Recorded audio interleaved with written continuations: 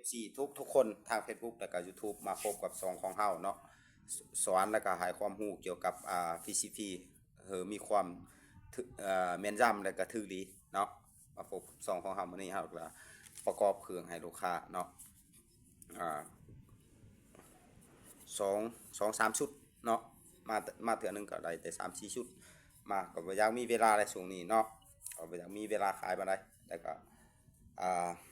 อันนี้แฟกเตอร์เนาะปี2025-26ก็เลยเนาะอันนี้เป็นเครื่องใช้งานเนาะละเอียดดีงามเบาเนาะเบากว่าตัวโรงงานอื่นเนาะใช้งานห้อยเลยแต่ว่ามื้อนี้เฮาสิมาเว้าเว้าเกี่ยวกับปืนเตะกลุ่มแล้วบ่เตะกลุ่มเนาะปืนที่เตะกลุ่มแล้วบ่เตะกลุ่มยกตัวอย่างเฮายิงต่อเนื่องเนาะยิงต่อเนื่องมันจะเข้ากลุ่มปั๊บเนาะปะไว้ประมาณ10นาทีหรือว่า1มื้อเนาะกลุ่มสิเปลี่ยนแก้ไขแนวใดผ่านมาเคยยิงถึกดีแล้วลูกเนี่ยอยากแตกกลุ่มเนาะเฮาจะมาเว้าให้ละเอียดแต่ละอย่างไปเนาะ1แรกนี่เนาะเราต้องเปลี่ยนอัปเดตมันเนาะอัปเดตอีหยังซูเปอร์ลีนโอลิงตัวนี้เนาะแล้วก็อัปเดตเกี่ยวกับแบรนด์เนาะแบรนด์อีหยังมันเฮ็ดให้มันลดลงไปหมายถึงว่าให้เฮ็ดให้มันลดลงไปแบรนด์เจ้าอัปเดตนี่เจ้าอัปเกรดนี่มันเจ้าต้องอนามัยให้เบิดเนาะอนามัยทางในทางนอกอีหยังอนามัยให้มันสะอาดเบิดทางในทางนอกบรรดาหู้ลมนี่เอาเข็มจี้ไปเนาะตัวนึงอยู่นี่เนาะตัวนี้เป็นแร็ก12แหวนของซูเปอร์แวลเนาะแร็กตัวนี้ก็ถือว่าข้าพเจ้าเคยใช้อยู่แต่ช่วงปีใดเนาะ2011เนาะ2011ก็ถือว่าใช้ดีหลายแต่เร็วนี้ก็จักสิเป็นจังไดเนาะเฮาจะไปทดลองว่ายังใช้ดีบ่เนาะซูเปอร์แวลตัวนี้เฮาจะไปใช้ทดลองเนาะเบิ่งยิงกลุ่มทดลองทดสอบเบิ่งว่ามันตัวนี้จะบ่มักไหลเนาะเหล็กตัวนี้จะบ่มักไหลเพราะ1มันมีหลายแหวน2มันเป็นหัวจุกน้อยเนาะอันนี้เนาะใส่เนาะเป็นหัวจุกน้อยเนาะเหลี่ยมจะบ่มักไหลเนาะเหล็กตัวนี้เนาะจะทนทานทนทานกว่าตัว8แหวนบางคนถามว่าตัว8แหวนนี่มันเป็นจังไดเนาะสำหรับตัว8แหวนนี่มันมักไหลจุกจิกจูจีกว่าเนาะมักเฟเสื้องานบุกลุ่มล้นเนาะเดี๋ยวนี้ข้าพเจ้าเคยใช้มาก็สำหรับเฮานี่เว้าความจริงทุกอย่างเนาะให้พี่แล้วก็ท่านผู้ชมได้รับชมเกี่ยวกับสินค้าและก็เครื่องเนาะอันนี้ถือว่าปืนแตะกลุ่มเนาะเปลี่ยนมาลาโอลิงเนาะอัปเดตตัวนี้เปลี่ยนอีหยังอัปเดตให้มันงามให้มันไหลเฮ็ดให้มันไหลเนาะเฮ็ดให้มันกักลมอยู่พี่น้องเนาะอนามัยให้เบิดทางในทางนอกเนาะแล้วก็เอาน้ำมันสิ่งที่ขาดบ่ได้เนาะก็คือกองน้ำมัน GTV เนาะตัวนี้ใส่ในเมื่อจะเปลี่ยนแหวนเจ้าก็ต้องเอาน้ำมัน GTV ตัวนี้ทาใส่บรรดาโอริงแล้วก็ทาใส่แหวนนี่เนาะทาใส่แหวนแล้วก็ทาใส่ทางในทาใส่ตัวนี้เนาะโอริงนี่ใส่น้ำมันตัวนี้ใส่หลายๆเนาะบ่จำเป็นจะประหยัดใส่เข้าไปหลายๆโลดเนาะมันสิเฮ็ดให้ลื่นเนาะเรียนไปสะดวกเนื่อมันเรียนไปสะดวกเฮ็ดให้กักลมไหลดีเนาะเฮ็ดให้มันกักลมไหลดีเกี่ยวกับการแปลงนี้เนาะแปลงกลุ่มที่อันนี้สำหรับกลุ่มที่มักเปลี่ยนเนาะตัวอย่างเฮาจริงถึกดี4-5นัดอีหยังถึกดีเบิดปะไว้ประมาณ5หรือ10หรือชั่วโมงนึง2ชั่วโมงแล้วก็แต่มื้อนึงก็จะเนาะแล้วยิงมากลุ่มฟงไปต่างหากปรับกล่องไปมาส่วนหลายเป็นน้ำตัวนี้เป็นน้ำเล็กนี่100%เนาะสำหรับกลุ่มแตกเนาะจะต้องเอาลำจะมากดกาบังเนาะลำตัวนี้เป็นลำของซูเปอร์เฮฟวี่ของประเทศซิบิเลน50ช่างเนาะตัวนี้ลำยาวราคาแพงหลายพี่น้องเนาะเอาซื้อมาเขาจะไล่เป็นเงิน$เนาะมาไล่เป็นเงินกีบก็ถือว่าก็ค่อนข้างหนักค่อนข้างว่านักกระเป๋าเนาะอันนี้เนี่ย ต่ำ Super Heavy เนาะเป็น STX อีหยังเนาะใส่เนาะเด้โอ้มันจะไปเห็นนะเนาะกล้องบ่อยากโฟกัสเนาะ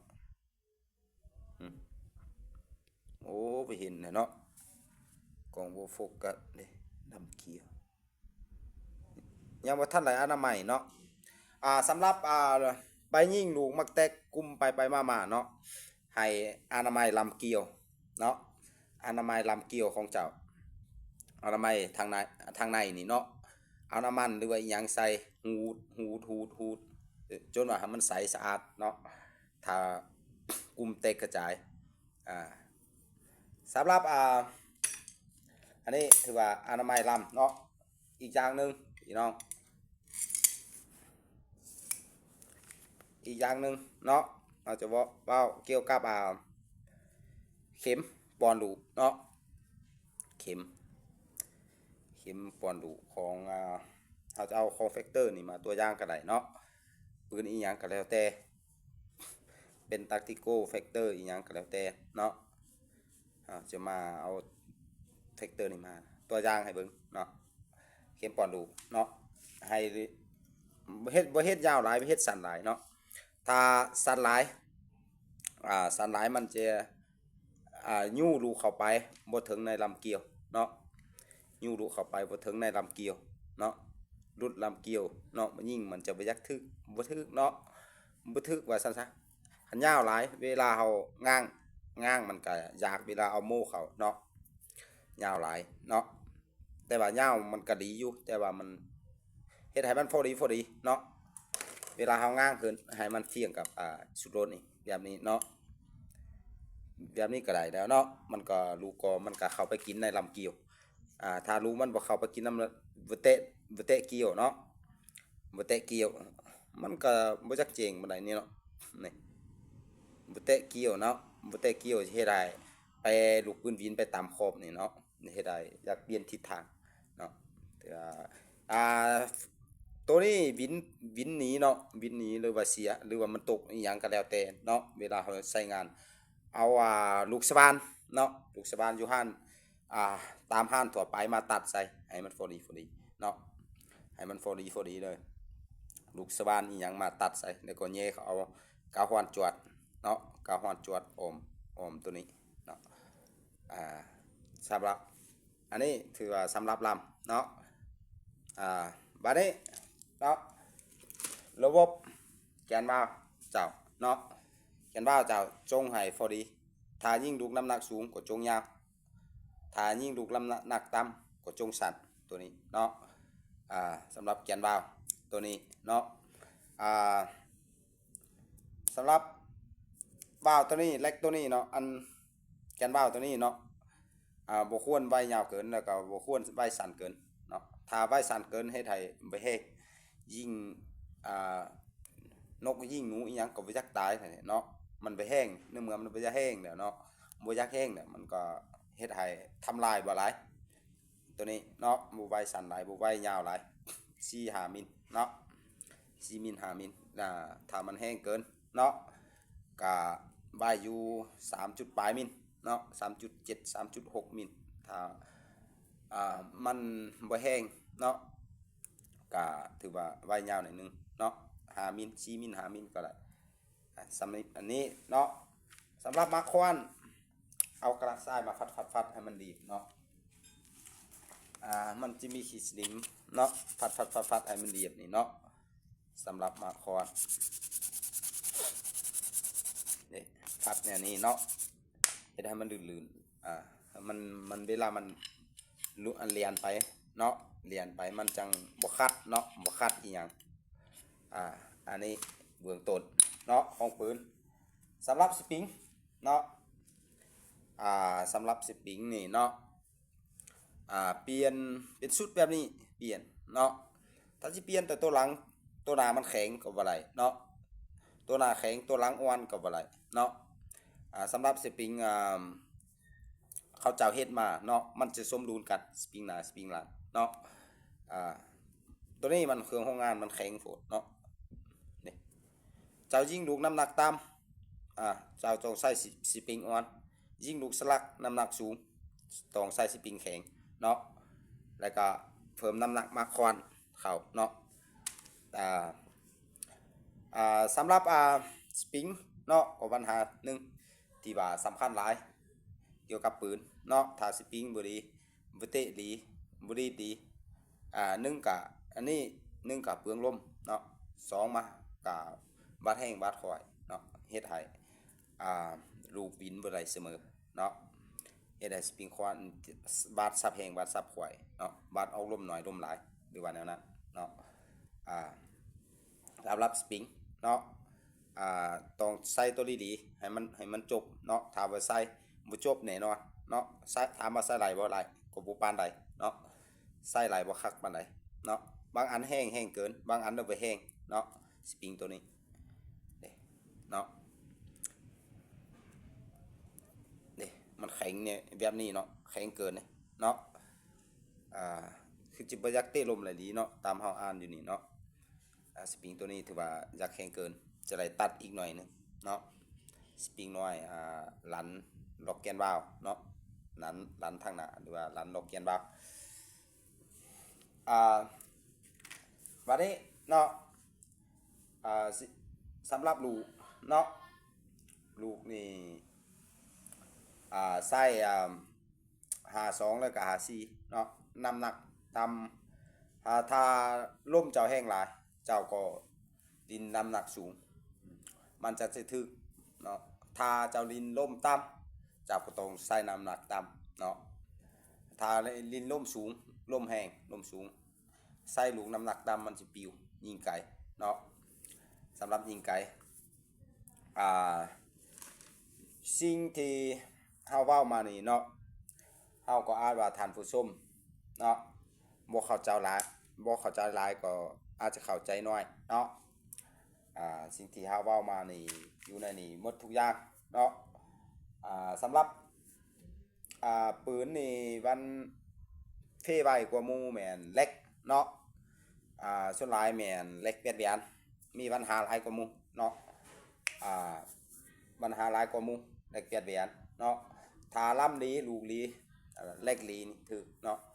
ล่ำลีเนาะลูกลีเล็กบ่ลีสปริงบ่ดีก็บ่ถือก็บ่ได้บ่เป็นไปได้เนาะปัญหาหลักๆเฮาต้องเน้นนักกว่าหมู่ถ้าล่ำเฮาดีแล้วเนาะเคยถึกดีแล้วปืนเฮาเนาะเฮาอนามัยต้องหลายอนามัยใช่มันเนาะอนามัยก็บ่ถึกเฮาต้องเปลี่ยนเป็นเปลี่ยนเล็กตามเฮาใช้ผ่านมานี่ถือว่าเล็กนี่มีปัญหาหลายกว่าหมู่เนาะสำหรับปืน TCP ของเวียดนามเนาะก็ปืนของเมืองนอกก็มีปัญหาบ่ตามที่เฮาใช้ผ่านมาได้4-5 เดือนก็มีปัญหาคือกันเนาะ FX Infect หรือว่าอีหยังตามเฮาเคยใช้ผ่านมาก็มีปัญหาคือกันปัญหาอีหยังปัญหาของFX Infect หรือว่าปืนอีหยังก็แล้วแต่เนาะสุดท้ายก็ปัญหาเล็กนี่เนาะได้มั่งเล็กออกมาอนามัยเนาะใส่น้ำมันอีหยังคืนอนามัยโอดิงอีหยังคืนเบิดแล้วเอาประกอบเขาเนาะแล้วก็ยิ่งก็จังค่อยสิถึกกลุ่มดีขึ้นแนวนั้นเนาะถือว่าสำหรับข้อต่อนี้เนาะเขาเจ้าใส่คนว่าใส่เพื่อหยังเนาะสำหรับข้อต่อนี้เขาเจ้าใส่เพื่อยิ่งลูกน้ำหนักสูงเนาะแล้วก็ยิ่งไกลๆเนาะยิ่งไหลไกลๆให้มันไหลไกลๆขึ้นเพื่อมันเสริมให้ของลมใหญ่ขึ้นเนาะให้ของลมตัวนั้นน้อย250 บาทเฟิร์มตัวนี้ก็ขึ้นตื้มก็อาจจะเป็นประมาณ100 บาทนี่แหละตัวนี้เนาะเป็น350 บาทขึ้นเป็นมันเป็นแนวนั้นเนาะมันเฮ็ดให้แห้งแล้วก็ยิ่งไหลไกลเพราะว่าของลมมันใหญ่ขึ้นเนาะยิ่งไหลไกลขึ้นท่านี้ก็โอ้ยใส่ให้ฟอนให้ FC แล้วก็ท่านผู้ชมทุกคนเนาะจงมีสุขภาพแข็งแรงฝากกดไลค์กดแชร์กดติดตามเนาะสำหรับถ้าหากว่ามีปัญหาใดเนาะก็ให้ FC ทุกคนเนาะลองเข้าไปศึกษาเบิ่งใน YouTube เฮาว่าเฮาเว้าปานนี้มันถูกบ่เนาะขอบใจหลายๆ